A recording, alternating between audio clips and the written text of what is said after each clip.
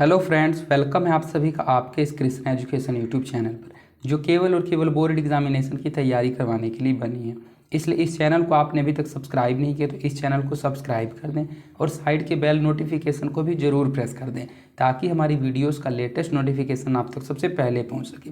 आज मैं आपको इस वीडियो में कक्षा 11 हिंदी दिगंत भाग 1 का 5वां पार्ट चलचित्र का सब्जेक्टिव क्वेश्चंस करवाने वाला हूं।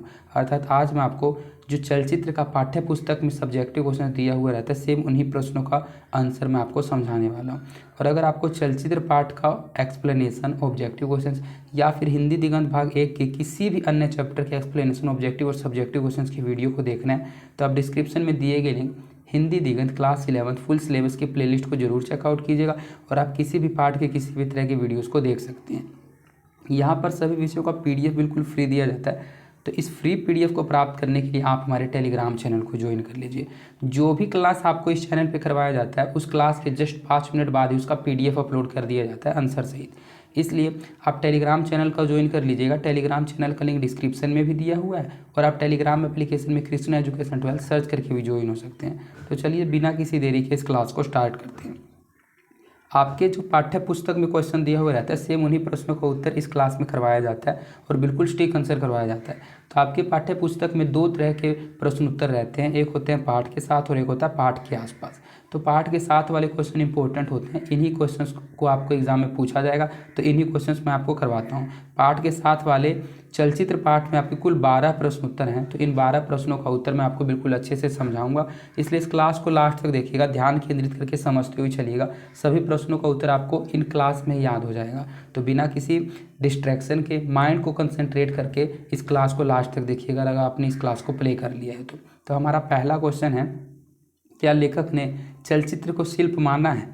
चलचित्र को शिल्प न मानने वाले इस पर क्या आरोप लगाते हैं? तो अगर आपने इस पार्ट के एक्सप्लेनेशन वाले वीडियो को देख रखा है, तब आपको ये क्वेश्चन समझने में थोड़ा ज़्यादा समझ आएगा, जो थोड़ा ज़्यादा अच्छे से आपको पहले से ही क्वेश्चन का आंसर जो हो पता होगा। सिर्फ मैं आउटलाइन आपके माइंड में क्लियर करता हुआ चलूँगा। और अगर आपने इसको पहले नहीं भी पढ़ रखा है, तो आप सिर्फ और सिर्फ मेरी बातों को ध्यान से सुनते हुए चलिएगा। सभी क्वेश्चन मैं आपको इस क्लास में याद करवाने का कोशिश करूँगा। तो इस पाठ के जो लेखक हैं वे सत्यजीत राय हैं। तो यही पूछा जा रहा है कि क्या लेखक ने चलचित्र को शिल्प माना है, और चलचित्र को शिल्प न मानने वाले इस पर क्या आरोप लगाते हैं। तो चलचित्र शिल्प है या नहीं, इसे लेकर अलग अलग लोगों के अलग अलग विचार हैं। इसे शिल्प न मानने वालों के अनुसार इसकी कोई निजी सत्ता नहीं है। यह 5 तरह के शिल्प साहित्य से मिश्रित एक पंचमेल बेढप वस्तु है। मतलब लोगों का कहना है कि कुछ सभी लोग अलग अलग तर्क देते हैं, तो यहाँ सभी लोगों के अलग अलग विचार हैं। जो शिल्प न मानने वाले लोग हैं वे कहते हैं कि इसकी चलचित्र की कोई निजी सत्ता नहीं है। यह 5 तरह के शिल्प साहित्य से मिश्रित एक पंचमेल बेढप वस्तु है। परंतु जो विश्वविख्यात निर्माता निर्देशक थे सत्यजीत राय, उन्होंने चलचित्र को शिल्प के अंतर्गत रखा है। सत्यजीत राय के अनुसार जिस प्रकार लेखक द्वारा कहानी की रचना होती है, उसी प्रकार फिल्म निर्माता के द्वारा बिंब और शब्द की, इन दोनों के संयोग से जो भाषा बनती है, उसके प्रयोग में यदि कुशलता का अभाव रहे तो फिर अच्छी फिल्म नहीं बन सकती। इसलिए यह शिल्प है भी, इसलिए यह शिल्प भी है। उन्होंने यह भी कहा है कि सारी गड़बड़ी शिल्प शब्द के कारण ही हुई है। इसे शिल्प के बजाय भाषा कहना कहीं उचित है। फिर उनके अनुसार यह ठीक है कि चलचित्र में विभिन्न शिल्प साहित्यों के लक्षण हैं, तथापि यह उन सबसे भिन्न और विशिष्ट है। तो इसमें यह पूछा जा रहा था कि क्या लेखक ने चलचित्र को शिल्प माना है। तो जो चलचित्र था उसको लेखक ने शिल्प माना था, और चलचित्र को शिल्प न मानने वाले लोग इस पर क्या आरोप लगाते थे। तो सभी लोगों के अलग अलग विचार थे, और जो लोग इसको शिल्प न मानते थे वे कहते थे कि इसकी कोई निजी सत्ता नहीं है, और वे कहते थे कि ये 5 तरह की शिल्प साहित्य से मिश्रित एक पंचमेल बेढप वस्तु है। ये उन लोगों का कहना था जो चलचित्र को शिल्प न मानते थे। लेकिन आपको पता है, जो पूरे विश्व में प्रसिद्ध थे फिल्म निर्देशक, डायरेक्टर सत्यजीत राय, उन्होंने चलचित्र को शिल्प के अंतर्गत ही रखा था। उन्होंने कहा था कि जिस तरह से कोई लेखक कहानी की रचना करता है, उसी तरह से फिल्म निर्माता बिंब और शब्द की रचना करता है। बिंब कहा जाता है इमेज को, और शब्द कहा जाता है साउंड को, और इन दोनों के कॉम्बिनेशन से ही चलचित्र का निर्माण होता है। वे कहते हैं कि इन दोनों के संयोग से, मतलब बिंब और शब्द के संयोग से जो भाषा बनती है, यदि उसके प्रयोग में थोड़ा सा भी कुशलता का अभाव रहे तो फिल्म जो है वो अच्छी नहीं बन सकती है। इसलिए उन्होंने यही कहा कि अगर लेखक थोड़ा सा कमी कर दे तो उनके द्वारा कहानी अच्छी नहीं बनेगी। उसी तरह से फिल्म निर्माता अगर इनके संयोग से प्रयोग में जो कुशलता है उस कुशलता का अभाव रखे तो वह फिल्म अच्छी नहीं बन सकती। इसलिए उन्होंने कहा है कि यह शिल्प है। और उन्होंने कहा है कि यह सारी गड़बड़ी जो है लोगों के बीच, ये जो गड़बड़ी फैल रही है, ये तर्क जो फैल रहा है, ये सिर्फ और सिर्फ शिल्प शब्द के कारण फैल रही है। अगर इस चलचित्र को शिल्प के बजाय भाषा कहें तो ये कहीं ज़्यादा उचित होगी। और उनके अनुसार ये बिल्कुल ठीक है, क्योंकि चलचित्र में विभिन्न शिल्प साहित्यों की लक्षण है, तथापि यह उन सबसे भिन्न और विशिष्ट है। इसीलिए लेखक ने इनको शिल्प माना है, और क्यों माना है वो भी अच्छे से समझा दिया है। और जिन लोगों ने इसको शिल्प नहीं माना है वो कहते हैं कि इसकी कोई निजी सत्ता नहीं है और ये एक तरह की पंचमेल बेढब वस्तु है। हमारा दूसरा क्वेश्चन है, चलचित्र एक भाषा है, यह किन दो चीज़ों के संयोग से बनती है? लेखक ने इन भाषा के प्रयोग से किस चीज़ की अपेक्षा रखी है और क्यों? तो ये जो क्वेश्चन मैं आपको करवा रहा हूँ, ये सभी क्वेश्चन आपके एग्जाम में 2 नंबर के पूछे जाएंगे, और जो क्वेश्चन का आंसर लॉन्ग होगा वो 5 नंबर का पूछा जाएगा। तो किसी क्वेश्चन का आंसर लॉन्ग होगा उसको देख के आपको डरना नहीं है, आपको इन क्वेश्चन का आंसर रटना नहीं है। जो मैं आपको समझाता हूँ उसको आपको अच्छे से समझना है। अगर यही क्वेश्चन आपके एग्जाम में आ गया तो आप उस क्वेश्चन का आंसर अगर समझे हुए रहिएगा तो आप अपने लैंग्वेज के अनुसार कुछ ना कुछ उस क्वेश्चन का आंसर जरूर लिख के आइएगा।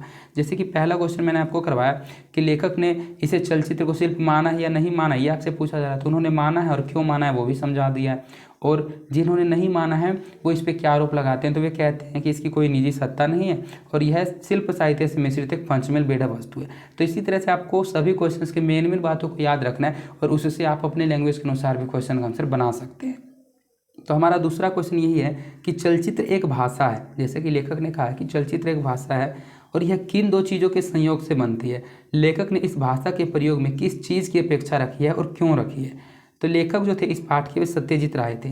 तो लेखक सत्यजीत राय के अनुसार चलचित्र एक भाषा है। यह भाषा जो है बिंब, जिसको इमेज कहा जाता है, और शब्द या ध्वनि, जिसको साउंड कहा जाता है, के संयोग से बनती है। लेखक जो चलचित्र जी है वे कहते हैं, लेखक जो इस पाठ के सत्यजीत राय वे कहते हैं कि चलचित्र एक भाषा है और ये भाषा जो है वो इमेज और साउंड के संयोग से बनती है, मतलब बिंब और शब्द के संयोग से बनती है। लेखक के अनुसार बिंब और ध्वनि के संयोजन में पर्याप्त कुशलता जो है वो अपेक्षित है। इसके लिए रचयिता का व्याकरण पर पूर्ण अधिकार भी होना आवश्यक है, तभी फिल्म का कथ्य जो है वो सशक्त रूप से व्यक्त हो सकता है। इस पाठ के जो लेखक हैं वे सत्यजीत राय हैं। उन्होंने बताया था कि भाषा ये बिल्कुल ही है चलचित्र, और ये भाषा का निर्माण तभी हो सकता है जब बिंब और शब्द का संयोग हो। और लेखक के अनुसार ये बिंब और ध्वनि के संयोजन में अगर पर्याप्त कुशलता अपेक्षित है तो इसके लिए, मतलब अगर उसको बिल्कुल अच्छे तरीके से इसको एडिट करना है तो उसके लिए इसका जो रचयिता है उसको व्याकरण पर पूर्ण अधिकार होना भी आवश्यक है, और तभी फिल्म का कथ्य जो है वो सशक्त रूप से व्यक्त हो सकता है। तो इसमें बिंब और शब्द के बारे में समझाया गया कि इन दोनों के कॉम्बिनेशन से भाषा का निर्माण होता है और चलचित्र एक तरह की भाषा ही है। चलचित्र में विभिन्न शिल्प साहित्यों के लक्षण किस प्रकार समाहित हैं? मतलब आपको पता है कि अलग अलग तरह के शिल्प होते हैं, तो अलग अलग शिल्प साहित्य के लक्षण चलचित्र में कैसे समाहित हैं वो आपको बताना है।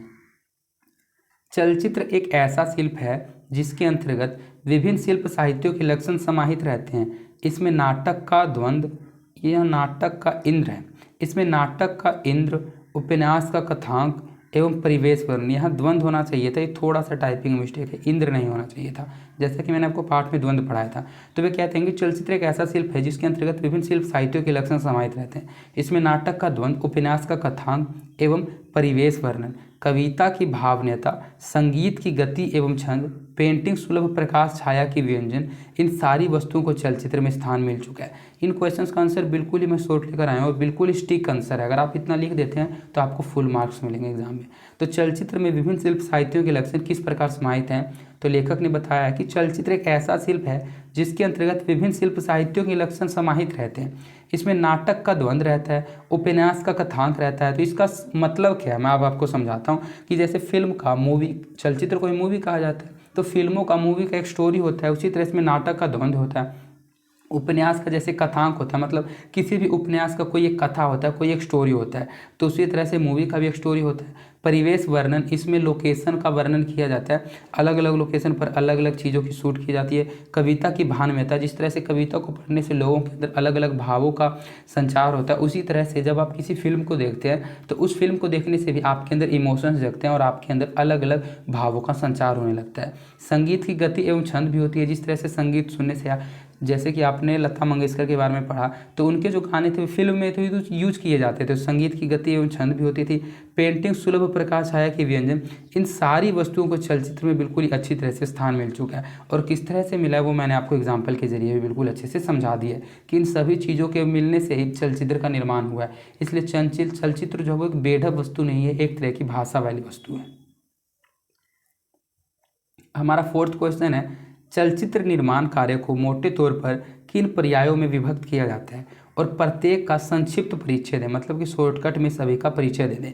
तो चलचित्र निर्माण को मोटे तौर पर 3 भागों में बांटा जाता है और इन 3 चीज़ों के संपन्न होने से किसी चलचित्र का निर्माण किया जा सकता है। वो मैंने ऑब्जेक्टिव क्वेश्चन में भी समझाया था, आपको एक्सप्लेनेशन में भी समझाया था। एक बार शॉर्टकट में आपको बता देता हूँ। पहला होता है सिनेरियो, जिसको मैंने बताया था story writing, script writing, outline होता है। दूसरा होता है उसको किस लोकेशन पे शूट किया जा रहा है, लोकेशन का चयन करना। और तीसरा जो होता है जिस लोकेशन पे, अलग अलग लोकेशन पे शूट किए गए वीडियोज़ हैं, क्लिप्स हैं, पिक्चर्स हैं, उनको सहेजना, मतलब कि एडिट करना।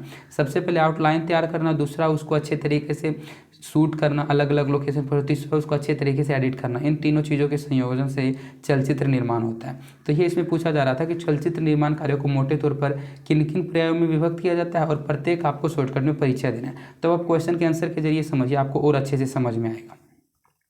चलचित्र निर्माण कार्य को मोटे तौर पर 3 पर्यायों में विभक्त किया जाता है। पहला पर्याय है चलचित्र नाट्य रचना, सिनेरियो, मतलब कि चलचित्र जो फिल्म है उसकी स्टोरी क्या रहने वाली है, उस स्टोरी का, उस स्क्रिप्ट का निर्माण करना। दूसरा पर्याय है चलचित्र नाट्य के अनुसार विभिन्न परिवेशों का चुनाव का निर्माण करके उन परिवेशों में चरित्र के अनुसार लोगों से अभिनय कराकर उनकी तस्वीरें लेना, मतलब कि शूटिंग करना। दूसरा पर्याय ये है कि अलग अलग परिवेशों का चुनाव करना, मतलब किस लोकेशन पे कौन सा शूट करना है, किस क्लिप को शूट करना है, उसका चुनाव करना है और उन परिवेशों में चरित्रों के अनुसार, मतलब किसका क्या कैरेक्टर है उसके अनुसार अभिनय कराकर, एक्टिंग कराकर उनकी तस्वीरें लेना, शूटिंग। ये इसका दूसरा पर्याय है। तथा तीसरा और जो अंतिम पर्याय है वो खंड खंड रूपों में ली गई तस्वीरों को चलचित्र के अनुसार क्रमबद्ध तरीके में सजाना, एडिटिंग। ये तीसरा पार्ट है। चलचित्र नाट्य फिल्म का एक फलक है, बिंब और ध्वनि के माध्यम से पर्दे पर जो व्यक्त होता है वह उसका लिखित संगीत है। तो जो मैंने आपको शॉर्टकट में समझाया था सेम उसी को आपको दिमाग में समझ के रखना है और क्वेश्चन का आंसर लिख देना है कि चलचित्र निर्माण कार्य जो है उसको मोटे तौर पर 3 पर्यायों में विभक्त किया जाता है। और अगर प्रत्येक का संक्षिप्त परिचय आपको देने के लिए कहा जाए तो सबसे पहला जो होता है वो सिनेरियो होता है, मतलब कि किसी कहानी का स्क्रिप्ट तैयार करना, स्टोरी तैयार करना। दूसरा होता है कि किस जगह पर उसका लोकेशन, किस किस जगह पर लोकेशन चुनना, मतलब विभिन्न परिवेशों का चुनाव करना। और निर्माण करने के लिए उन परिवेशों में जो कैरेक्टर होते हैं, हीरो होता है, हीरोइन होता है, तो उन हीरो हीरोइन से अभिनय कराकर, मतलब एक्टिंग कराकर उनकी तस्वीरें लेना, मतलब कि अलग अलग लोकेशन पर हीरो हीरोइन से एक्टिंग कराकर उसका शूटिंग करना। और तीसरा जो आपने अलग अलग जगह पर खंड खंड रूपों में तस्वीर ली हैं, उन तस्वीरों को मूवी के अनुसार कि किस जगह पे कौन सा शॉट लगेगा, किस जगह पे कौन सा क्लिप ऐड होगा, उसके अनुसार क्रमबद्ध तरीके से सजाना, मतलब कि एडिटिंग। तो पहला सिनेरियो, दूसरा शूटिंग और तीसरा एडिटिंग, इन 3 चीज़ों में ही मोटे मोटी चलचित्र निर्माण का कार्य होता है। और चलचित्र नाट्य जो है वो फिल्म का एक फलक है, जो बिंब और ध्वनि के माध्यम से पर्दे पर जो व्यक्त होता है वही उसका लिखित संगीत है। तो क्वेश्चन का आंसर मैं आशा करता हूँ आप बिल्कुल अच्छे से समझते जा रहे होंगे। मैं प्रत्येक क्वेश्चन में कुछ ज़्यादा समय देता हुआ चलता हूँ, पहले क्वेश्चन का आंसर पढ़ता हूँ, उसके बाद 2 बार आपको अच्छे से समझाता हूँ। तो आपको मेरा इस समझाने का तरीका कैसा लगता है वो भी कमेंट कीजिएगा। और अगर आप कुछ मेरे इस समझाने के तरीके में बदलाव चाहते हैं तो वो भी अपना फीडबैक जरूर लिखिएगा, जिससे मैं उसको सुधार सकूँ। जब पाठ आपने पढ़ा था तो पाठ में सोर्स आपको मैंने बताया था कि क्वेश्चन में मैं आपको समझाऊंगा। तो आपका 5वां प्रश्न यही है कि सोर्स किसे कहते हैं। फिल्म के अंतर्गत उनके विभिन्न अंशों को एक ही दृष्टिकोणों से न दिखाकर तोड़ तोड़ कर विभिन्न दृष्टिकोणों से दिखाया जाता है, इन्हीं खंडों को सोर्स कहते हैं। तो आपने इन लाइनों के जरिए कुछ समझा या ना नहीं समझा वो मैं नहीं समझना चाहता हूँ आपको। अब जो मैं आपको समझाऊंगा उसको आप ज़रूर समझाइएगा। अगर क्या आपने ज़रूर कभी ना कभी तो फिल्म को ज़रूर देखा होगा, और कभी ना कभी कि आप अगर ऐसे होंगे तो आप हर वीकली किसी न किसी फिल्म को देख ही लेते होंगे। तो अगर आप किसी भी मूवी को देखते होंगे तो आपने एक चीज़ को ज़रूर नोटिस किया होगा कि जो आप मूवी देखते हैं उसको दिखाने का जो तरीका होता है वो अलग अलग दृष्टिकोणों से दिखाया जाता है। मतलब कभी आप देख रहे हैं किसी मूवी में किसी बीच का शूट दिखाया जा रहा है, बीच का शॉट दिखा रहा है, और तुरंत आप कुछ समय बाद देखते हैं कि किसी बिल्डिंग का शॉट दिखाया जाता है, उसके बाद आप देखते हैं किसी जंगल का सीन आपको दिखाने लग दिया जाता है। तो ये जो सीन चेंज होता है, मतलब कभी आप कोई सा सीन देखते हैं और कभी आप कोई सा सीन देखते हैं, ये जो सीन चेंज होते हैं वो आपको पता भी नहीं चलता कि कब लोकेशन चेंज हो गया मूवी का। और इसी चीज़ को शॉर्ट्स कहा जाता है। मतलब फिल्म के अंतर्गत जो अलग अलग अंश होते हैं उनको एक ही दृष्टिकोणों से नया दिखाकर तोड़ तोड़ कर विभिन्न दृष्टिकोणों से जो दिखाया जाता है, इन्हीं खंडों को शॉर्ट्स कहते हैं। मतलब अलग अलग लोकेशन पे जो शूट किया जाता है, शूटिंग किया जाता है, और उन शूटिंग को बिल्कुल अच्छे तरीके से सजा कर अलग अलग दृष्टिकोणों से दिखाया जाता है, उन्हीं को शॉर्ट्स कहते हैं। तो मैंने आपको क्या समझाना चाहा वो आप ज़रूर समझ गए होंगे। हमारा नेक्स्ट क्वेश्चन है, पथेर पांचाली किसकी उपन्यास है? और पाठ में पथेर पांचाली जिस कथा अंश का उल्लेख है उसका सारांश लिखें। तो सबसे पहले तो आपको बतानी है पथेर पांचाली किसकी उपन्यास है। तो मैंने आपको बताया था कि ये उपन्यास बंदोपाध्याय की है, और इस पाठ में जो पथेर पांचाली है उस वह किस कथा के अंश का उल्लेख है और उसका सारांश लिखना है। मतलब पथेर पांचाली में आपने क्या पढ़ा उसका शॉर्टकट में आपको स्टोरी लिखना है, उसी को सारांश कहते हैं। तो जो पथेर पांचाली है वो विभूति भूषण बंदोपाध्याय का एक प्रसिद्ध उपन्यास है। प्रस्तुत पाठ में जिस कथांश का कथांश का उल्लेख है उसका सारांश इस प्रकार है कि हरिहर जो विदेशी, मतलब अब सारांश आप शॉर्ट फॉर्म में स्टोरी पढ़ रहे हैं, जो आपने एक्सप्लेनेशन में उतने बड़े चैप्टर में पढ़ा था उसी का आप स्टोरी पढ़िए शॉर्ट फॉर्म में, आपको बिल्कुल अच्छे से पूरा पाठ समझ में आ जाएगा कि इस पाठ में क्या हुआ होगा। उसका सारांश इस प्रकार है, हरिहर जो विदेश गया हुआ है घर वापस लौट रहा है। स्वदेश के स्टेशन पर उतरने के बाद पैदल ही वह इधर उधर ध्यान दिए बिना बड़ी तीव्रता से अपने घर पहुंचता है। उसकी नज़र घर के बगल की बैंस वाड़ी पर पड़ती है। यह देखकर वह झंझुलाता है कि बांस जो है वो दीवार पर झुक आया है। तदंतर आंगन में जाकर वह अभ्यासवश स्नेहासिक्त स्वर में अपने बेटे बेटी अप्पू एवं दुर्गा को पुकारता है। उसकी आवाज़ सुनकर उसकी पत्नी सर्वेजा बाहर निकलती है। हरिहर उससे घर का मंगल कुशल पूछता है, पर सर्वेजा कोई भी जवाब न देकर बड़े शांत और गंभीर भाव से उस कमरे के अंदर बुलाती है।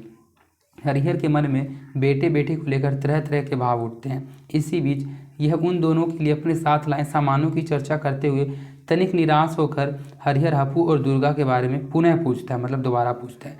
इस पर शांत और संयत सर्वजा अपने आप को रोक नहीं पाती। पुत्री दुर्गा के दिवंगत होने का समाचार जो है वो अपने पति हरिहर को सुनाती है। यह इस पाठ का स्टोरी था। तो ये स्टोरी अगर आपने पाठ पढ़ा होगा तब आपके दिमाग में बिल्कुल अच्छे से सेट हो गया होगा, और अगर आपने पाठ के एक्सप्लेनेशन को नहीं पढ़ा होगा तो अब मैं आपको समझाता हूँ कि इस पाठ में हुआ क्या था। इस पाठ में पथेर पांचाली उपन्यास का वर्णन है। तो क्वेश्चन में यही पूछा जा रहा था कि उपन्यास किसकी रचना है। तो ये जो रचना है वो एक प्रसिद्ध विभूति भूषण बंदोपाध्याय की प्रसिद्ध उपन्यास, मतलब इनकी रचना है।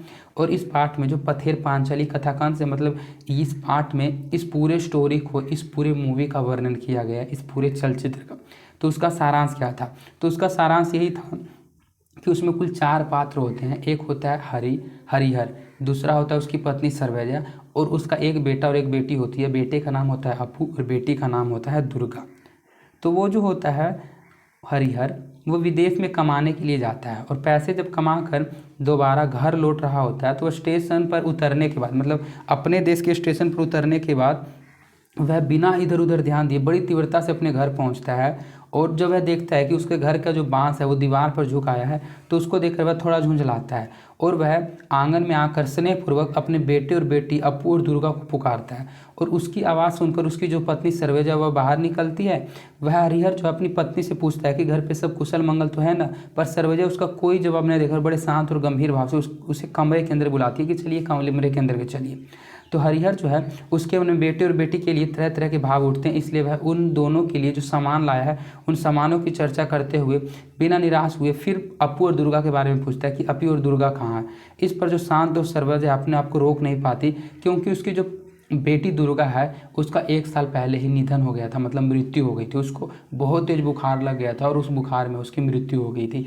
इसीलिए वह अपने आप को इतने समय से रोकी हुई थी कि किस तरह से मैं अपने पति हरिहर को बताऊं कि अब आपकी बेटी जो दुर्गा जो है वो अब इस संसार में नहीं है। और जब वह इतना कुछ बोलने के बाद, इतना कुछ सुनने के बाद अपने आप को नहीं रोक पाती तो वह फक कर रोने लगती है, और अपनी पुत्री जो दुर्गा है उसके देवगन, मतलब उसके निधन होने का जो शोक समाचार है वो अपने पति को सुना दिए। यह इस कहानी का शॉर्ट फॉर्म सारांश है। तो आप बिल्कुल अच्छे से समझ गए होंगे कि इस क्वेश्चन में क्या पूछा जा रहा था। हमारा नेक्स्ट क्वेश्चन है, चलचित्र में हरिहर अपने घर वालों के लिए कौन कौन सी चीज़ें लाते हैं। मतलब चलचित्र जो आपने पाठ पढ़ा उसमें जो हरिहर मैंने अभी आपको बताया कि वो कुछ सामान लेकर आता है और उस सामानों की चर्चा करता है। तो ये जो सामान लाता है वो कौन कौन से सामान लाता है वही आपसे पूछा जा रहा है नेक्स्ट क्वेश्चन में। चलचित्र में हरिहर अपने घर वालों के लिए कौन कौन सी चीज़ें लाता है, कौन कौन से सामान लाता है। तो चलचित्र में जो चलचित्र का नायक है वो हरिहर है, वह अपने घर वालों के लिए निम्नलिखित चीज़ें लाता है। पहले तो वह शीशे से चढ़ा, यहाँ चढ़ा होना चाहिए था, ये थोड़ा बहुत हिंदी में टाइपिंग मिस्टेक हो जाता है तो उसको आप मैनेज कीजिएगा। वो शीशे से चढ़ा हुआ लक्ष्मी जी का पद लाता है। बेल कटहल का, मतलब कटहल की लकड़ी का एक चकला बेलन लाता है, चकला बेलन। एक साड़ी लाता है और टीन की रेलगाड़ी लाता है। और वह साड़ी के साथ साथ अपनी बेटी दुर्गा के लिए एक आलता भी लाता है। आलता जो होता है वो एक तरह से रेड लिक्विड कलर होता है जो पैरों या फिर हाथों में लगाया जाता है, वो एक श्रृंगार का चीज़ होता है। तो इसमें पूरी चीज़ें नहीं लिखी हुई, मैं आपको फिर से अच्छे से समझाता हूँ। मैंने जब आपको पाठ पढ़ाया था तो मैंने आपको ये पढ़ाया था कि चलचित्र पाठ का जो नायक है, मतलब इस पाठ का जो मुख्य कैरेक्टर है वो हरिहर है। और वो जब घर आता है तो सबसे पहले तो वह शीशे से चढ़ा हुआ लक्ष्मी जी का पद लाता है। वह कटहल और बेल की लकड़ी का एक चकला और बेलन लाता है। वह अपनी ये चकला बेलन वह अपनी पत्नी के लिए लाता है और कहता है कि ये बहुत दिनों तक चलेगा, यह खराब नहीं होगा, इस पर तो अब से तुम रोटी बनाना। वह साड़ी लाता है अपनी बेटी दुर्गा के लिए और उसी के लिए आलता लाता है। और अपने बेटे अपू के लिए वह एक टीन की रेलगाड़ी लाता है। मतलब इतने सामान को हरिहर जब अपने घर आता है तो इन चीज़ों को लेकर आता है। नेक्स्ट क्वेश्चन है दुर्गा की मृत्यु किस कारण से हुई थी। सिक्स्थ क्वेश्चन में आपने पढ़ा कि दुर्गा की मृत्यु हो गई थी, लेकिन जब उसके पिताजी हरिहर आते हैं तब उनको तो ये पता नहीं रहता है क्योंकि मृत्यु हो गई थी। प्राचीन समय आपको पता है उतना कम्युनिकेशन का ज़माना नहीं था, उतना संचार का सुविधा नहीं था, मतलब उनको पहले से पता नहीं था। वे जब आए थे अपनी बेटी के लिए साड़ी और आलता लाए थे, अपने बेटे के लिए टीन की रेलगाड़ी लाए थे, तो वह आकर आंगन में स्नेहपूर्वक पुकारता है बेटी दुर्गा और बेटी अपू। तब उसकी पत्नी निकलती है और फिर जब वह उससे पूछता है तो वह सिर्फ और सिर्फ शांत रहती है, कुछ कहती नहीं है। और फिर लास्ट में बताती है कि दुर्गा की मृत्यु हो गई है। तो दुर्गा की मृत्यु हुई किस कारण से वो आपको इस क्वेश्चन में बताना है। तो दुर्गा देश की पहली वर्षा में भीगने के कारण बीमार पड़ती है और इसी बीमारी से उसकी मृत्यु हो जाती है। मतलब दुर्गा जो है वो वर्षा में भीग जाती है और वर्षा में भीगने के कारण उसको बुखार हो जाता है, मतलब वो बीमार पड़ जाती है, उसको फीवर हो जाता है। और पहली वह देश की ऐसी लड़की थी जो वर्षा में भीगने के कारण बीमार पड़ती है और इसी बीमारी से उस बेचारी की मृत्यु हो जाती है। तो यही आपको याद रखना है कि दुर्गा की मृत्यु किस तरह होती है। अगर यही क्वेश्चन आपके एग्जाम में पूछ दिया जाए कि दुर्गा की मृत्यु किस कारण हुई है, और अगर आपने पाठ को पढ़ा हुआ है, आपने क्वेश्चंस को समझा हुआ है, तो आप इसका आंसर जरूर लिख के आइएगा। सिर्फ इतना लिखने से आपको 2 नंबर मिल जाएंगे। मैं 11th का यहाँ बात कर रहा हूँ, लेकिन बोर्ड एग्जाम में भी यही होता है। लेकिन जो बच्चे क्लासेस को अटेंड ही नहीं करते हैं, जो बच्चे पढ़ते ही नहीं हैं, उनको क्या पता दुर्गा कौन था, हरिहर कौन था, सरवजिया कौन था। इसीलिए जब एग्जाम में क्वेश्चन आते हैं तो उनको कुछ पता ही नहीं चलता है कि क्या लिखना चाहिए। इसीलिए जो बच्चे पढ़ते हैं उनका मार्क्स अच्छा आता है और जो नहीं बच्चे पढ़ते हैं उनके मार्क्स जो आते हैं वे थोड़े कम आते हैं। यही रीज़न होता है कि उनको करैक्टर के बारे में ही पता नहीं होता है कि दुर्गा कौन था, सरवैया कौन थी। उनको यही नहीं पता चलता है कि ये क्वेश्चन किस चैप्टर से है। इसलिए सभी चैप्टर को आप एक बार जरूर पढ़िएगा, मैं इस बात पे बार बार जोर देता हूँ। और सेम बुक का जो एक एक लाइन होता है उसी का मैं अच्छे से एक्सप्लेनेशन करवाकर 1-1 घंटे का आपके लिए वीडियो बनाता हूँ। उसके पीछे बहुत ज़्यादा मेहनत लगता है, एक्सप्लेनेशन वाले वीडियो बनाने में बहुत ज़्यादा टाइपिंग करना पड़ता है और उसके बाद आपके लिए वीडियो रिकॉर्ड किया जाता है, उसके बाद उसको अपलोड किया जाता है। इसलिए आप एक्सप्लेनेशन वाले वीडियो को सभी चैप्टर के जरूर देखिएगा। क्लास 11th हिंदी दिगंत के फुल सिलेबस वाले प्लेलिस्ट को जरूर चेकआउट कीजिएगा और उसे अपने ज़्यादा से ज़्यादा क्लासमेट्स, अपने दोस्तों की भी ज़्यादा से ज़्यादा शेयर कीजिएगा। बस मैं आपसे इतना ही चाहता हूँ। और ये पूरा स्टडी मटेरियल आपके लिए बिल्कुल मुफ्त है। ये पूरा कोर्स हिंदी का मैंने आपके लिए बिल्कुल फ्री लॉन्च किया है और पूरे कोर्स का PDF भी आपको बिल्कुल फ्री मिल रहा है। तो इस फ्री PDF को भी जरूर प्राप्त कीजिएगा, टेलीग्राम चैनल को ज्वाइन कर लीजिएगा। तब आते हैं क्लासेस पर। हमारा नेक्स्ट क्वेश्चन है 9वां, हांडी के ढक्कन का उठना गिरना किस बात को दिखाने में सहायक हुआ। इसे क्लोजअप में क्यों दिखाया गया है। तो पाठ में आपने शुरुआत में पढ़ा था कि जब क्लोजअप हुआ था उसमें हांडी का जो ढक्कन था, मतलब हांडी में चावल चढ़ा हुआ था और चावल का जो मांड है वो उफन रहा था। तो उस मांड के उफनने के कारण हांडी का जो ढक्कन है वो बार बार ऊपर नीचे हो रहा था, उठना गिरना। यह किस बात को दिखाने में सहायक हुआ था और इसे क्लोजअप में क्यों दिखाया गया था। चलचित्र में हांडी के ढक्कन का उठना गिरना सरवजा की रुद्र और दुग्ध मन की स्थिति की व्यंजना में सहायक सिद्ध हुआ था। इसे क्लोजअप के द्वारा प्रदर्शित किया गया है क्योंकि इसके बिना वस्तु स्थिति की जो अभिव्यक्ति है वो बिल्कुल मुश्किल है। मतलब ये सीन जो है, मतलब आपको पता है आप जब किसी स्टोरी को देखते हैं तो उसमें आपको कोई अलग सीन दिखाया जाता है और उसको आप रिलेट कर पाते हैं किसी व्यक्ति के इमोशन से। तो सेम वही चीज़ इसमें किया गया था। चलचित्र इस कहानी में, इस पाठ में हांडी का जो ढक्कन है उसको बार बार उठता गिरता हुआ इसलिए दिखाया जा रहा था। उसके जरिए भी लेखक जो नायक था हरिहर, उसकी पत्नी सर्वजा का रुद्र और दुग्ध अवस्था की स्थिति में उसकी स्थिति को दिखाने में यह जो सीन है वो कारगर सिद्ध हुआ था, सहायक सिद्ध हुआ था। और इसे क्लोजअप के द्वारा इसलिए प्रदर्शित किया गया है क्योंकि इसके बिना वस्तु स्थिति की जो अभिव्यक्ति है वो बिल्कुल ही मुश्किल थी। इसीलिए इसको दिखाकर पहले लोगों के बीच इस इमोशन को जगाया गया था कि सर्वजा के अंतर्गत क्या चल रहा है। हमारा नेक्स्ट क्वेश्चन है, शंख की चूड़ी के कंपन से क्या महसूस करा दिया गया है। चलचित्र में सर्वजा के हाथों में पड़ी जो शंख की चूड़ी है उसके कंपन से दर्शकों को उसके हृदय का कंपन महसूस करा दिया गया है। मतलब जब आपने स्टोरी को पढ़ा था, इस कहानी को पढ़ा था, इस निबंध को पढ़ा था, तो इस चलचित्र ये पूरा पाठ एक निबंध है। स्टोरी में आपको इसलिए कह देता हूँ बार बार क्योंकि उसके अंतर्गत जो पथेर पांचाली है वो एक तरह का फिल्म है, वो एक तरह का कहानी है। तो अगर चलचित्र क्या है ये आपसे क्वेश्चन पूछ दिया जाए तो आपको याद रखना है चलचित्र एक निबंध है। तो चलचित्र निबंध के अंतर्गत जो पाथेर पांचाली है उसमें शंख की चूड़ी के कंपन से क्या महसूस करा दिया जाता है। तो उसमें जो होता है चलचित्र में सर्वजा जो है, मैंने कई बार बता दिया, हरिहर की पत्नी का नाम सर्वजा था। तो चलचित्र में जो सर्वजा है उसके हाथों में पड़ी शंख की चूड़ी जो है वो कंपन करती है। तो उस कंपन से जो दर्शक होते हैं, फिल्म का निर्माता दर्शकों को उसके हृदय का कंपन महसूस करा देता है सिर्फ और सिर्फ इस शंख की चूड़ी के कंपन से। तो मैंने यही आपको अभी बताया था कि आप किसी मूवी को देखते हैं तो आपको उसमें कोई ऐसा सीन दिखाया जाता है जिससे आप किसी उस सीन को रिलेट कर पाते हैं किसी व्यक्ति के इमोशन से और समझ पाते हैं कि उस व्यक्ति के अंतर्गत क्या चल रहा है। अगर आपने सीन को ध्यान से देखा होगा तो मैं आपको एक थोड़ा सा सीरियल का स्टोरी बताता हूँ। जो सीरियल होता है उसमें आपने देखा होगा अगर कोई आपदा घटता है तो आपको उसमें बादल गड़गड़ाने की आवाज़ सुनाई जाती है, उसमें बिजली गिरने की आवाज़ सुनाई दी जाती है, सभी का चेहरा ब्लैक एंड वाइट करके दिखाया जाता है। अगर आपने सीरियल को, नाटक को देखा होगा तो आपको ये चीज़ें ज़रूर पता होगी। और ये चीज़ें बैकग्राउंड में इसलिए चलाया जाता है जिससे हम लोगों को उस व्यक्ति के इमोशंस का पता चल जाता है।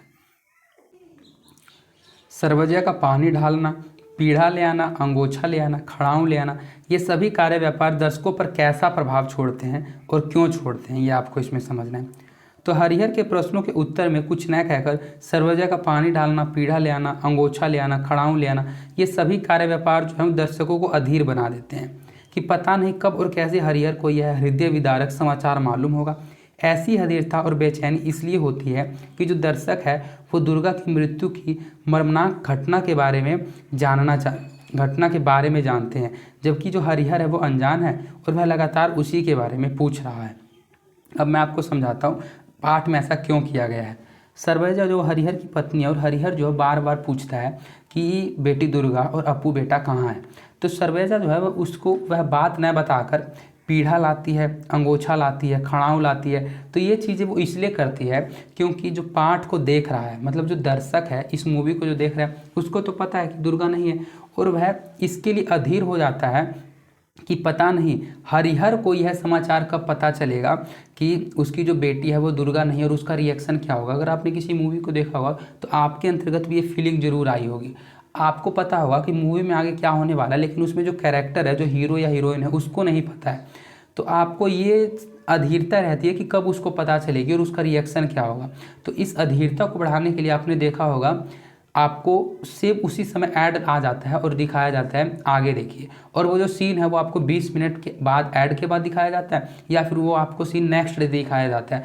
ये जो ज़्यादा चीज़ें होती हैं ये चीज़ें ज़्यादातर सीरियल्स में होती हैं। कोई ऐसा सीन आएगा ट्विस्ट वाला सीन और वो जो सीन है वो लिखा हुआ रहेगा आगे देखिए या फिर कल देखिए, और एक दिन आपके पूरे मन में वो इंटरेस्ट बना हुआ रहता है, अधीरता आपके अंतर्गत रहती है कि कब वो उसको ये चीज़ पता चलेगी और उसका रिएक्शन क्या होगा। तो सेम उसी रिएक्शन टाइम को बढ़ाने के लिए यह टाइम बढ़ाया जाता है, पीढ़ा लाना, गोछा लाना, खड़ाऊँ लाना। और यही दर्शक जो होती है वो दुर्गा की मृत्यु समाचार के बारे में जानते हैं कि दुर्गा जो है वो अब नहीं है, लेकिन हरिहर अनजान है और वह लगातार उसी के बारे में पूछ रहा है। तो ये क्यों ऐसा कर रही थी वो मैंने आपको बिल्कुल ही लोकल लैंग्वेज में समझा दिया है। आपने सीरियल जरूर देखा होगा और अगर नहीं देखा होगा तो जो मैंने आपको बताया सेम उसी स्टोरी से आप रिलेट कर पाइएगा, इसीलिए ऐसा पार्ट भी किया गया था। उसके बाद हमारा नेक्स्ट क्वेश्चन है, सर्वजा की रुलाई की आवाज़ का अंकन किस तरह किया गया और इसमें क्या सावधानी रखी गई।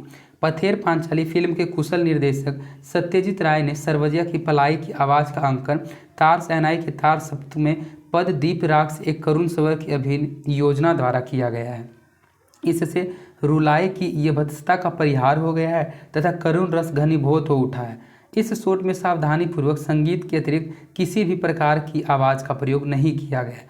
मतलब सरवेजा की जब रुलाई का आवाज़ होता है तो उस आवाज़ का अंकन इस तरह किया गया है और उसमें क्या सावधानी रखी गई है। तो सरवेजा जो है जब फफक फफक कर रोने लगती है तो उस समय किसी अलग तरह का आवाज़ मतलब बैकग्राउंड म्यूजिक चलाया जाता है, और वह जो बैकग्राउंड म्यूजिक है वो तार सप्तक में दीप राग से करुण स्वर की वियोजना द्वारा किया गया है, और इससे रुलाई की अविच्छता का जो परिहार है वो हो गया। मतलब अगर आप किसी मूवी को देखते हैं तो उसमें जब कोई सीन दिखाया जाता है तो उसके पीछे एक बैकग्राउंड म्यूजिक भी चलाया जाता है, जिससे वो सीन जो है वो और अधिक इमोशनफुल हो जाता है और अधिक करुण रस से वह घनीभूत हो उठा था जब उसके पीछे तार सहनाई तार सप्तक का करुण स्वर की अभियोजना चलाई गई थी। इस शॉट में सावधानीपूर्वक संगीत के अतिरिक्त मतलब बैकग्राउंड म्यूजिक के अतिरिक्त और किसी भी प्रकार की आवाज़ का प्रयोग नहीं किया गया। इससे सिर्फ और सिर्फ सरवजा की रुलाई का अंकन इस तरह किया गया जिससे लोगों को देखने से लोगों के मन में भी वैसा इमोशन जग जाए और लोग भी उस मूवी को देखकर रोने लगे। मैं आपको बार बार कह रहा था कि इस पार्ट में कुल 12 क्वेश्चन है, तो लगता है ये मैं किसी दूसरे चैप्टर के क्वेश्चंस का आंसर मुझे पता था कि कितने क्वेश्चन हैं, इसमें मुझे लग रहा है आपके कुल 16 क्वेश्चन होंगे। 15 इसमें कुल आपके 15 क्वेश्चन है, तो सेम उन्हीं क्वेश्चंस को आपको करवाया जाता है जो आपकी बुक में है। तो मैं आपको बार बार कह रहा था कि 12 प्रश्न उत्तर हैं, लेकिन इस पाठ में कुल 12 प्रश्न उत्तर नहीं है, इस पाठ में कुल 15 प्रश्न उत्तर हैं। पाठ्य पुस्तक में जो क्वेश्चन रहते हैं सेम उन्हीं क्वेश्चनों को मैं आपको करवाता हूं, तो अगर आपके पास पाठ्य पुस्तक है तो एक बार पाठ्य पुस्तक को जरूर देख लीजिएगा। लगता है आपको मेरी वियतनाम यात्रा जो पाठ है उसमें कुल 12 प्रश्न उत्तर है। मैंने उसका पीपीटी अभी उसका पीडीएफ तैयार किया था और उसी का ध्यान था मुझे, इसलिए मैं बार बार कह रहा था कि इस पाठ में आपके कुल 12 प्रश्न उत्तर हैं।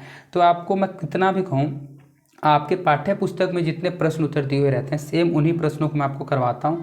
आप एक बार आपके पास टेक्स्ट बुक है तो उसको मैच जरूर कीजिएगा। तो हमारा 13वां प्रश्न है, इसके बाद आपका 3 प्रश्न और है, लास्ट तक इस क्लास को देखिएगा। थोड़ा सा मैं फास्ट चलता हूं, बस आप मेरी बातों को ध्यान से समझते हुए चलिएगा।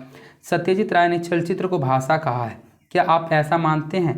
क्या स्वयं सत्यजीत राय भाषा के अनुरूप बिंब मतलब की इमेज और शब्द मतलब की साउंड का संयोजन चलचित्र के निर्देशन में कर पाए हैं? अपना मत दें।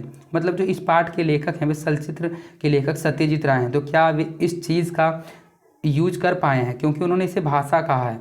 तो क्या सत्यजीत राय भाषा के अनुरूप इमेज और साउंड से इस चीज़ का निर्देशन कर पाए हैं, और कर पाए हैं तो इसमें आप अपना मत दें। विद्वान लेखक एवं विश्व विश्रुत निर्माता निर्देशक सत्यजीत राय ने चलचित्र की कला एवं तकनीक पर विचार करते हुए स्पष्टतया इसे भाषा माना है। उनके अनुसार ये भाषा है, यद्यपि भाषा को वैज्ञानिक परिभाषा के आधार पर भले ही इस बात को लेकर कुछ आपत्तियां उठे, परंतु भाषा के उद्देश्य और प्रयोजन की दृष्टि से चलचित्र को भाषा मानने में कुछ खास हर्ज नहीं है। विचार विनिमय जो भाषा का मुख्य प्रयोजन है चलचित्र के माध्यम से पूरी तरह से पूरा होता है, अतएव इसे भाषा मानना बिल्कुल ही युक्ति युक्त है। यह भाषा जो है वो बिंब और शब्द के संयोजन से बनती है। मतलब मैंने आपको कई बार बताया कि चलचित्र में जो भाषा बनती है वो बिंब और चित्र के, बिंब को ही चित्र कहा जाता है, बिंब और शब्द के संयोग से बनती है, और अगर दोनों में से कोई एक भी ना हो तो दूसरे का कोई अस्तित्व ही नहीं बचता है। जहाँ तक सत्यजीत राय द्वारा चलचित्र के निर्देशन में भाषा के अनुरूप बिंब और शब्द के संयोजन का प्रश्न है, तो इसके उत्तर में कहा जा सकता है कि इस कार्य में उन्होंने भरसक दक्षता एवं निपुणता का परिचय दिया है, तभी तो उनके द्वारा निर्देशित फिल्मों का जो कथ्य है वह पूर्णतः स्पष्ट रूप में अभिव्यक्त हो सका है। तो लेखक ने चलचित्र को भाषा क्यों कहा है वो आप समझ गए हैं, और वे ऐसा क्यों मानते हैं, और उनके अनुसार इमेज और शब्द का संयोजन वे किस तरह कर पाए हैं। तो मैंने वही आपको बताया कि इस पाठ के जो लेखक हैं वे चलचित्र के जो लेखक हैं वे सत्यजीत राय हैं, और वे एक तरह के फिल्म निर्माता निर्देशक हैं जो कि पूरे विश्व में प्रसिद्ध हैं। उन्होंने चलचित्र की कला एवं तकनीक पर विचार करते हुए इसे बिल्कुल ही तरीके से भाषा माना है। भाषा जो होती है उसका अगर इस आधार पर भले इस बात को लेकर कुछ आपत्तियां उठे, परंतु भाषा के उद्देश्य और प्रयोजन की दृष्टि में चलचित्र को भाषा मानने में कुछ खास हर्ज नहीं है, क्योंकि उसके जरिए एक लैंग्वेज के जरिए हम लोगों को कुछ समझाया जाता है कि उस मूवी में दिखाया क्या जा रहा है। विचार विनिमय भाषा का मुख्य प्रयोजन होता है, और चलचित्र के माध्यम से पूरी तरह से यह पूरा होता है विचार विनिमय, अतएव इसे भाषा माना बिल्कुल ही युक्तियुक्त है। और यह भाषा यहाँ बिंब होना चाहिए था, ये थोड़ा बहुत टाइपिंग में मिस्टेक हो जाता है। यह भाषा जो है बिंब और शब्द के संयोजन से बनती है, और उनके अनुसार बिंब और शब्द के संयोजन का प्रश्न है, तो इसके उत्तर में वे कहते हैं कि इस कार्य में उन्होंने भरसक दक्षता एवं निपुणता का परिचय दिया है, तभी तो उनके द्वारा जितने भी निर्देशित फिल्म होते थे उनका जो कथ्य होता था वो पूर्णतः स्पष्ट रूप में अभिव्यक्त हो सकता था। नेक्स्ट हमारा क्वेश्चन है, पाठ के आधार पर निम्नलिखित परिभाषा शब्दों के अर्थ पर स्पष्ट करें। मतलब पार्ट में जो मैंने आपको बताया था, तो पार्ट में ये अलग अलग चीज़ आ रही थी, एडिटिंग, शॉर्ट्स, लॉन्ग शॉर्ट। तो ये मूवी के रिलेटेड, मतलब जिसको फिल्म बनाने का नॉलेज होगा उसी को ये बातें पता होंगी कि टिल्टअप किसे कहते हैं, फॉरवर्ड किसे कहते हैं, पैनिंग किसे कहते हैं, मूवी ओला किसे कहते हैं, टूकबैक किसे कहते हैं, ट्रक फॉरवर्ड किसे कहते हैं। तो इसका शाब्दिक अर्थ क्या होता है, इसका मतलब क्या होता है मूवी में, एक एक करके मैं इन्हीं का मूवी अर्थ मैं आपको समझाते हुए चलूँगा। आपके एग्ज़ाम में ये क्वेश्चन बहुत लॉन्ग हो गया है, इसमें आपको एग्ज़ाम में ऐसे पूछा जाएगा मिड शॉट किसे कहते हैं। तो मिड शॉट का जो मैं आपको आंसर समझाऊंगा सिर्फ उतना ही आपको एग्ज़ाम में लिखना है। तो एक एक करके मैं सभी का आपको अर्थ बताते हुए चलता हूँ। सबसे पहला एडिटिंग। नाट्य रचना के अनुसार विभिन्न परिवेशों का चुनाव करके उन परिवेशों में चरित्र के अनुसार लोगों से अभिनय करा कर ली गई भिन्न भिन्न तस्वीरों को चलचित्र के अनुसार क्रमबद्ध तरीके से सजाना ही एडिटिंग कहलाता है। मतलब आपको पता है एडिटिंग जो है वो तीसरा चीज़ था नाट्य रचना का निर्माण के कार्य में, तीसरा महत्वपूर्ण चीज़ था। तो एडिटिंग का यूज क्या होता है, तो मूवी में, नाट्य रचना में, मतलब फिल्म बनाने में अलग अलग लोकेशन पर अलग अलग जगह पर एक्टिंग कराकर शूटिंग किया जाता है और अलग अलग जो तस्वीर होते हैं, जो क्लिप होते हैं, उनको क्रमबद्ध तरीके से सजाना ही एडिटिंग कहलाता है। दूसरा है शॉर्ट्स किसे कहते हैं। फिल्म के अधिकतर अंश को एक ही दृष्टिकोण से न दिखाकर अलग अलग खंडों में दिखाया जाता है, उन्हें शॉर्ट्स कहते हैं। शॉर्ट्स किसे कहते हैं इसका तो मैंने आपको एक पर्टिकुलर क्वेश्चन भी करा दिया है, तो वहाँ से आप समझ गए होंगे कि मूवी में सभी सीन को एक ही दृष्टिकोण से नहीं दिखाया जाता है, अलग अलग दृष्टिकोण से दिखाया जाता है। तो इस अलग अलग दृष्टिकोण से दिखाने गई चीज़ को ही शॉर्ट्स कहा जाता है। दूसरा है लॉन्ग शॉट किसे कहते हैं। दूर के दृश्य को पूरी तरह दिखाना लॉन्ग शॉट कहलाता है। मिड शॉट जो होता है वो आदमी के सिर से पैर तक की तस्वीर को दिखाना मिड शॉट कहलाता है। मतलब दूर से किसी व्यक्ति को, किसी दृश्य को पूरे तरीके से दिखाना उसे लॉन्ग शॉट कहते हैं। और मिड शॉट किसे कहते हैं, तो आदमी के सिर से पैर तक को तस्वीर में दिखाना, मतलब वीडियो में दिखाना मिड शॉट कहलाता है। क्लोजअप किसे कहते हैं, व्यक्ति के सिर से कमर तक के हिस्से को चलचित्र के तस्वीरों में, मतलब मूवी में दिखाना क्लोजअप कहलाता है। क्लोजअप किसे कहते हैं, लॉन्ग किसे कहते हैं, टिल्टिंग किसे कहते हैं। ये आपको समझ में अब आ रहा होगा क्योंकि मैं आपको अच्छे से समझा रहा हूँ। इसको आप पाठ में अच्छे से समझ नहीं पाए होंगे और इसके PDF को पढ़कर एक बार इसको याद कीजिएगा, फिर आपको ये अच्छे तरीके से हमेशा याद रहेगा। टिल्टिंग किसे कहते हैं, कैमरे की दृष्टि को ऊपर नीचे घुमाने की जो व्यवस्था है उसे टिल्टिंग कहते हैं। फॉरवर्ड किसे कहते हैं, दृश्य उपस्थित पात्रों की भाव भंगिमा के अनुसार कैमरे का फोकस बदलना ही फॉरवर्ड कहलाता है। मतलब मूवी में किस पात्र का, किस कैरेक्टर का, हीरो का कैसा भाव है, उसका इमोशन कैसा है। तो अलग अलग लोगों का, आपने सीरियल देखा होगा तो सभी लोगों के चेहरों को बार बार दिखाया जाता है कि किसका रिएक्शन कैसा है। तो उसी रिएक्शन को दिखाने के लिए, भाव भंगिमा को दिखाने के लिए कैमरे का जो फोकस बदलना है वही फॉरवर्ड कहलाता है। पैनिंग क्या होता है, कैमरे की दृष्टि को अगल बगल घुमाने की व्यवस्था को ही पैनिंग कहा जाता है। जो कैमरे की दृष्टि को अगल बगल घुमाया जाता है, गार्डन की तरफ से घासों को दिखाते हुए, फूल को दिखाते हुए हीरोइन को दिखाया जाता है। तो ये जो अलग अलग कैमरे को घुमाने की व्यवस्था, इसे पैनिंग कहते हैं। डिजोल्व किसे कहते हैं, डिजोल्व में पहले के शॉट और बाद के शॉट के जो बीच की समय अंतराल आती है, उस समय अंतराल की स्थिति को ही डिजोल्व कहते हैं। फेड आउट, फेड आउट का अर्थ है पूर्ण विराम, अर्थात एक शॉट की जब समाप्ति हो जाती है तो उसे फेड आउट कहा जाता है। शूटिंग, शूटिंग तो ये दूसरा चीज़ है। मैंने जैसे आपको बताया था एडिटिंग जो है वो फिल्म नाट्य रचना का महत्वपूर्ण भाग है, उसी तरह से शूटिंग इसका दूसरा प्रमुख भाग है। चलचित्र की नाट्य रचना के अनुसार विभिन्न परिवेशों का चुनाव या निर्माण करके उन परिवेशों में चरित्रों के अनुरूप लोगों से एक्टिंग कराकर, अभिनय कराकर उनकी तस्वीरें खींचना ही शूटिंग कहलाता है। पार्श्व संगीत क्या है, पार्श्व संगीत वो होता है जिसको बैकग्राउंड म्यूजिक के नाम से जाना जाता है। जो मूवी में बैकग्राउंड में चलती है वो इमोशंस को हमारे और अधिक जगा देती है। पार्श्व संगीत से तात्पर्य है वह संगीत जो दृश्य के अंतर्गत आयोजित दिखाई नहीं पड़ता है। मतलब संगीत जो हम लोगों को दिखाई नहीं देता है किंतु वह जारी रहता है, जो दर्शक या फिर श्रोता को सुनाई पड़ता है। इससे नेपथ्य संगीत के रूप में समझा जा सकता है, मतलब इसे बैकग्राउंड म्यूजिक के रूप में समझा जा सकता है। ट्रक बैक किसे कहते हैं, कैमरे के द्वारा दृश्य के पूर्व की स्थिति दिखलाने को ही ट्रक बैक कहते हैं। मतलब कैमरे के द्वारा जो सीन है उस सीन के पहले की स्थिति दिखाना ही ट्रक बैक कहलाता है। मतलब अगर आपने मूवी को देखा होगा तो इसको मैं लोकल लैंग्वेज में समझाऊं तो जो कोई एक्टर हो वो एक जगह बैठकर किसी पहले समय की स्टोरी को बताता है और जब पिछले समय की घटना को, स्टोरी को बताता है तो वह स्टोरी भी एक तरह से मूवी में ही चलने लगती है। तो उसको मूवी में चलाने का जो सीन है उसे ट्रैक बैक कहा जाता है। Truck forward. चल रहे दृश्य के साथ एकाएक आगे की बात की स्थिति को दिखलाने को ट्रक फॉरवर्ड कहते हैं। जैसे एक्टर हीरो या फिर हीरोइन होता है तो हीरोइन हीरो की इमेजिनेशन में डूबकर हीरो के बारे में सोचने लगता है। वो मन में ख्यालात में सोचने लगती है हीरोइन कि वह मेरे साथ यहाँ जाएगा, मेरे साथ वहाँ घूमेगा, लेकिन वास्तव में वैसा होता नहीं है, लेकिन सीन में वो दिखाया जाता है। तो ये जो आगे की स्थिति दिखाना होती है वो ट्रक फॉरवर्ड कहलाता है, और जो पीछे की स्थिति को दिखाना मतलब इमेजिन करना, ये ट्रक बैक कहलाता है। तो ये मूवी में यूज होने वाले अलग अलग शब्द जो हैं उन सभी का शाब्दिक अर्थ आप समझ गए होंगे कि किसका अर्थ क्या क्या होता है। ये कुल इतने वर्ड थे: editing, shorts, long shot, mid shot, closeup, tilting, forward, panning, dissolve, fade out, shooting, moviola, पासन, ट्रक बैक, ट्रक फॉरवर्ड। ये सभी के सभी आप बिल्कुल अच्छे से समझ गए होंगे, और एक बार इसके PDF को पढ़िएगा तो बार आपको अच्छे से समझ में आ जाएगा। इसके बाद आपकी इस क्लास का लास्ट क्वेश्चन है, पाठ में किन प्रसंगों में क्लोजअप का प्रयोग किया गया है और इस क्लोजअप की आवश्यकता क्या थी। तो सबसे पहले आपको लिखना है कि प्रस्तुत पाठ्य पुस्तक हिंदी दिगंत भाग 1 में संकलित शीर्षक निबंध से लेखक विश्वविख्यात फिल्म निर्देशक जो में सत्यजीत राय हैं। इस पाठ में उनके द्वारा निर्देशित फिल्म पथेर पांचाली का कुछ अंश लेखक की गंतव्य की पुष्टि एवं प्रमाण में उद्धृत है। इसके अनुसार आवश्यकता अनुसार कई प्रसंगों में क्लोजअप का प्रयोग किया गया है। यथा सबसे पहले क्लोजअप का प्रयोग किया गया यथा इंदिर ठकुराने के ओसारे में चूल्हे पर चढ़ी हांडी के ढक्कन का उठना गिरना, सरवजा की उदास दृष्टि के प्रसंग में क्लोजअप का प्रयोग किया गया। इससे एक ही करुण स्वर में छंद का वैचित्र्य उत्पन्न हो चुका है। द्वितीय, बिन्नी जब पैदल चलती हुई ओसारे के निकट आकर खड़ी होती है तो वह करीब करीब क्लोजअप की स्थिति में है। इस प्रकार हरिहर जब अपू को पुकारता है तो सर्वजा की जो शारीरिक प्रतिक्रिया है उसमें भी क्लोजअप का प्रयोग किया गया। यह क्लोजअप इसलिए आवश्यक है कि सर्वजा हरिहर का आवाज़ नहीं देती, अतः उसका हल्का सा मूवमेंट दिखाना प्रसंग की अपेक्षा थी। अंत में जब हरिहर अपने साथ आए हुए सामानों में से 2 को दिखाने के बाद साड़ी दिखाता है तो सर्वजा को दिखाने में क्लोजअप प्रयुक्त है। इससे करुणा भाव की जो सघनता है वो व्याप्त होती है, और इस प्रकार पाठ के अंतर्गत प्रसंग अनुरूप एवं अवसर अनुकूल क्लोजअप का प्रयोग किया गया। मतलब क्लोजअप सीन को दिखाकर वहाँ के इमोशन को और अधिक स्ट्रॉन्ग किया जाता है।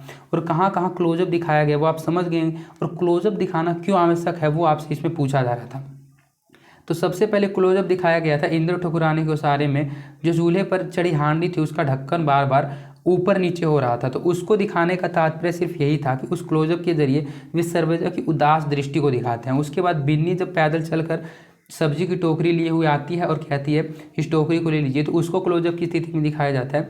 और जब हरिहर अपू को पुकारता है तो सर्वजा की शारीरिक प्रतिक्रिया जो होती है उसको भी क्लोजअप दिखाया जाता है। तो ये क्लोजअप का उपयोग सिर्फ और सिर्फ इसलिए किया जाता है कि इससे ऐसी मूवमेंट को दिखाया जाता है जिससे प्रसंग की अपेक्षा थी। और जब हरिहर अपने साथ आए 2 सामानों को निकाल कर तीसरा सामान साड़ी दिखाता है तब भी सर्वजा का जो चेहरा दिखाया जाता है वो क्लोजअप के जरिए दिखाया जाता है। इस क्लोजअप के जरिए जो करुणा भाव है, इस करुणा भाव की जो सघनता है वो और अधिक व्याप्त हो जाती है। बार बार उसका रिएक्शन हम लोगों को इसलिए दिखाया जाता है जिससे हमारे मन में भी वैसे इमोशंस जगने लगते हैं। और इस प्रकार पाठ के अंतर्गत प्रसंग अनुरूप मतलब बिल्कुल ही अवसर अनुरूप, बिल्कुल ही जिस जगह पे क्लोजअप दिखाना चाहिए था उसी जगह पे क्लोजअप दिखाया गया है, और उस क्लोजअप को बिल्कुल ही प्रसंग अनुरूप दिखाया गया है। तो इसी तरह से क्लोजअप का प्रयोग किया गया है। तो इस तरह से इस पाठ्य पुस्तक में आपके कुल 15 प्रश्न उत्तर थे। 15 के 15 प्रश्नों को मैंने आपको बिल्कुल स्टिक आंसर करवा दिया है, और मैं आशा करता हूं कि ये 15 के 15 प्रश्न उत्तर आपको बिल्कुल अच्छे से याद हो गए होंगे। अगर आपसे एग्जाम में क्वेश्चन पूछ दिए जाएँ तो जो मैंने आपको बताया सेम उसको तो नहीं, लेकिन आप अपने लैंग्वेज के अनुसार कुछ ना कुछ जरूर लिख के आइएगा। सभी प्रश्नों के उत्तर का एक आप स्टोरी टाइप अपने माइंड में जरूर समझ गए होंगे। सबसे पहले मैंने आपको शुरू में कहा था इसमें कुल 12 क्वेश्चन थे जो मुझसे थोड़ी सी गलती हो गई थी। मुझे ध्यान था मैंने अभी हाल ही फिलहाल मेरी वियतनाम यात्रा पाठ का PDF तैयार किया था, उसके पाठ्य पुस्तक में कुल पाठ के साथ में 12 प्रश्न थे, इसलिए मुझे वही याद था, वही मैं आपको बार बार कह रहा था। इसमें कुल 15 प्रश्न उत्तर थे, और मैं आपको कितना भी प्रश्न कहूँ आपको उतने ही प्रश्न करवाए जाएंगे जितने आपके पाठ्य पुस्तक में दिए हुए हों। इसलिए अगर आपके पास टेक्स्ट बुक है तो एक बार उसको मैच कर लीजिएगा। यहाँ पर क्लास 11th हिंदी के पूरे सिलेबस को पढ़ाया जा रहा है, इसलिए आप जो सभी भी क्लास 11th के स्टूडेंट्स हैं इसे अपने क्लासमेट्स, अपने फ्रेंड्स के भी ज़्यादा से ज़्यादा शेयर कीजिएगा। और अगर आपको क्लास 11th की किसी भी हिंदी की वीडियो को देखना है तो आप डिस्क्रिप्शन में दिए गए लिंक क्लास 11th हिंदी दिगंत फुल सिलेबस के प्लेलिस्ट को जरूर चेकआउट कीजिएगा। और अगर आपको ये क्लास अच्छी लगी है तो इस क्लास को जरूर लाइक कर दीजिएगा, इससे मेरा मोटिवेशन बना हुआ रहता है। और अगर आपने अभी तक इस चैनल को सब्सक्राइब नहीं किया है तो इस चैनल को सब्सक्राइब कर दीजिए और साइड के बेल नोटिफिकेशन को भी प्रेस कर दीजिए, जिससे लेटेस्ट वीडियो का नोटिफिकेशन आप तक पहुँचते रहे। तो आपका जो 5th चैप्टर है वो भी बिल्कुल अच्छे से कंप्लीट हो गया। अब आपका जो 6ठा चैप्टर है वो मेरी वियतनाम यात्रा है। तो मेरी वियतनाम यात्रा में आप सभी से मिलते हैं। मैं आप सभी के लिए कामना करता हूं कि आप सभी स्वस्थ रहें, कुशल रहें। और अब आप सभी से मिलते हैं 6ठे पार्ट मेरी वियतनाम यात्रा के व्याख्या में।